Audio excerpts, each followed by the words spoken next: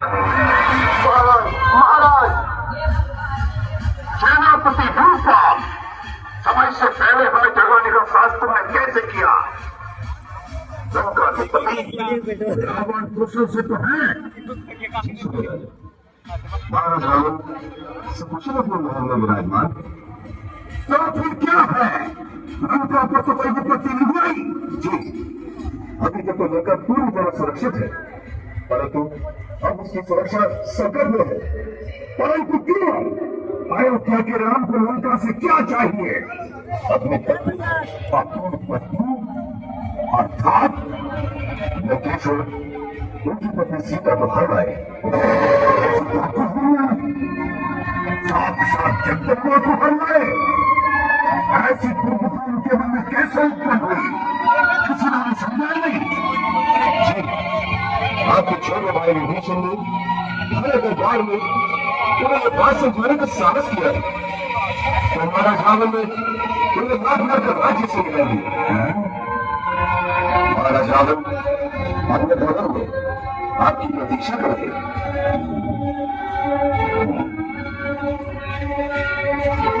पिंटू बैठवा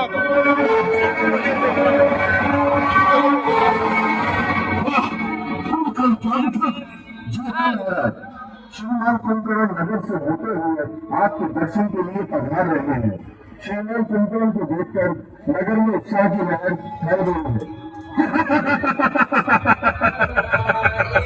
तब तो चारों ओर उत्साह उत्साह दिखाई देगा। हम विलास भवन की छत पर जाते हैं, वो हमें कुंभकर्ण से वही मिलेंगे।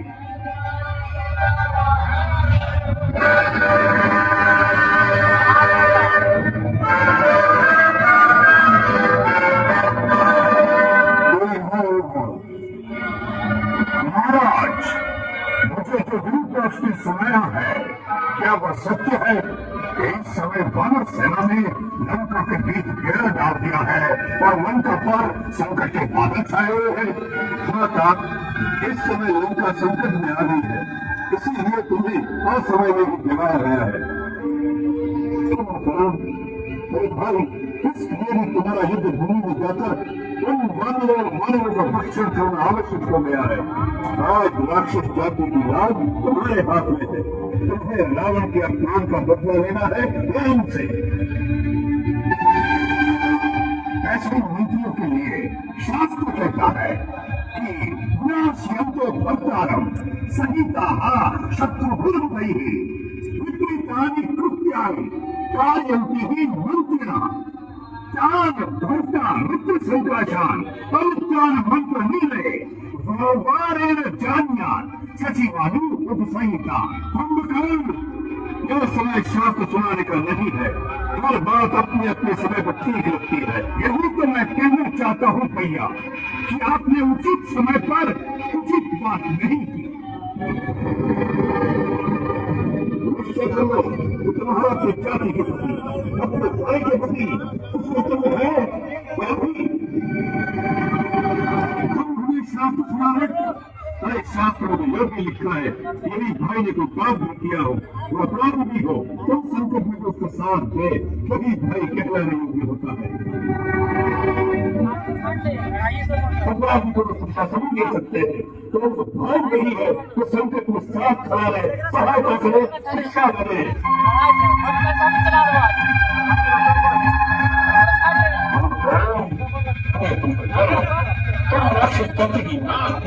भैया, अब आप युद्ध की चिंता भूल जाइए।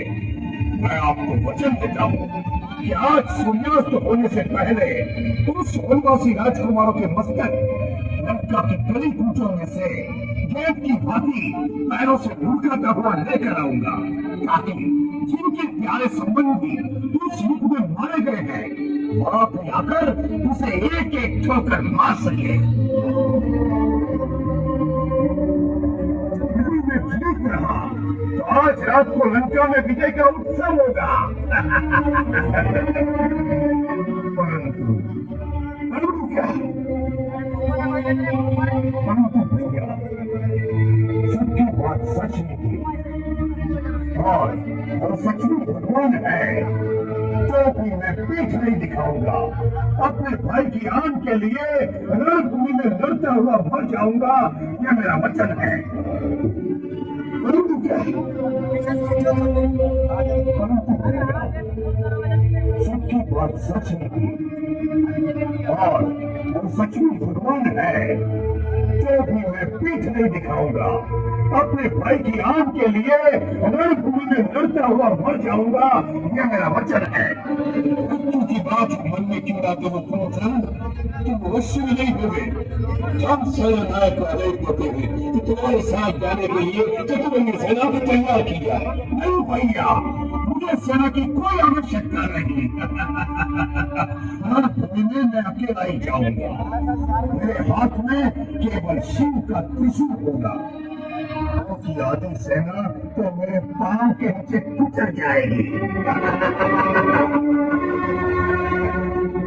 भैया, मुझे आज्ञा दीजिए और आशीर्वाद दीजिए कि मेरे कारण आपका गौरव और बढ़े। भैया,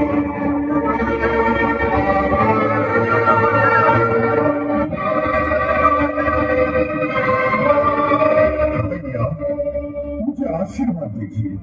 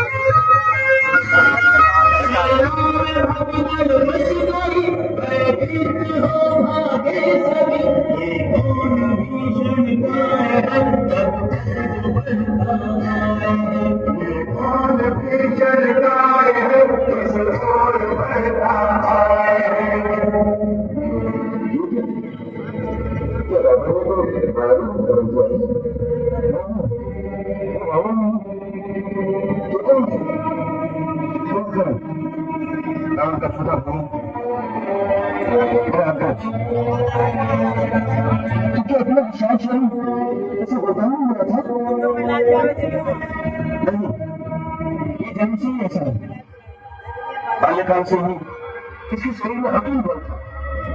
ये एक दिन में इतना भोजन खा जाता था इतना कई नगरों के प्राणी मिलकर भी नहीं खा सकते। रावण ने आपत्ति काल जानकर इसे बलपूर्वक जगा दिया है।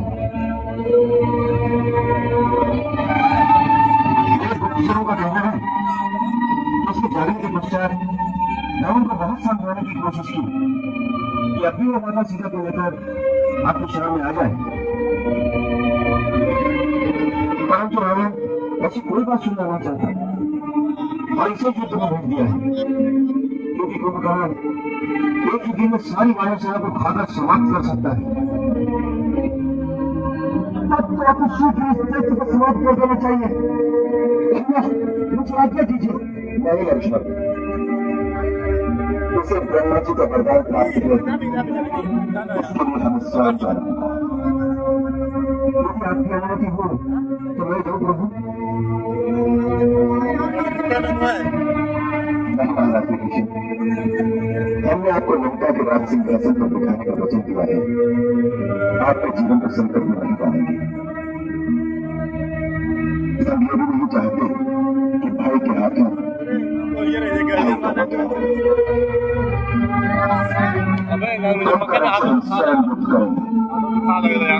अबे अकेले नहीं कर रहा। मैं तो अपने प्रोग्राम भैया को समझाना चाहता हूँ तो अधर का साथ छोड़कर आपकी शरण में आ जाए। यदि आपकी आज्ञा हो तो मैं जाऊँ। यदि ऐसा हो सके तो शायद विनाश रुक जाए। चलिए।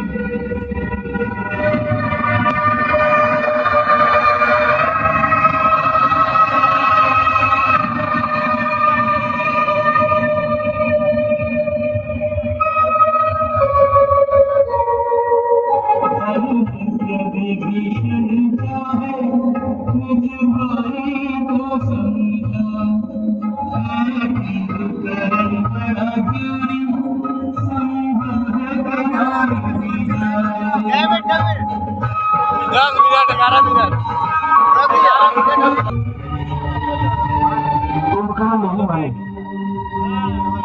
वो अपने कुल की आन पर बहुत गर्व है।